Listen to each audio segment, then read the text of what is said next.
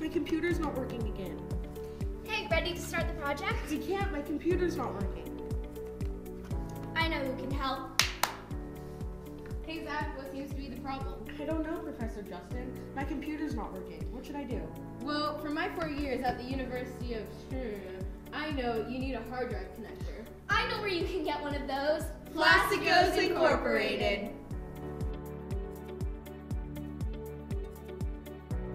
My name's Steve Carr. I'm the tool room manager at Plasticos. Basically that means my job is I take care of all the tooling, keep them production ready at all times. I've worked here for 37 years. Originally I had to go to technical school to learn the trade. After that it was just all my years of experience that have gotten me to this point. And if there's anything I was to say about manufacturing, find something you love to do because it makes your job that much nicer. Micromold is our sister company. They build the molds that we run here at Plasticos. Our current facility is 75,000 square feet.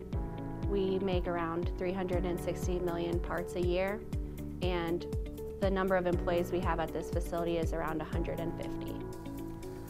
The one thing I want young adults to know about manufacturing is that it's not as dirty as it used to be. Our facility is clean, and you can get into manufacturing for whatever parts or products interest you.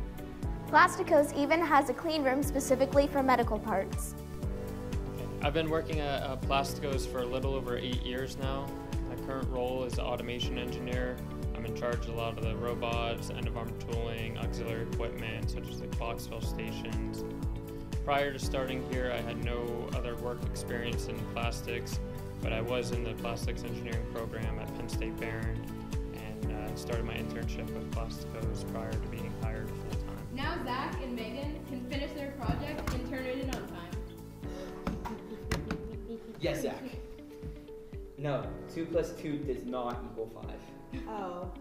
Thanks, Plasticos!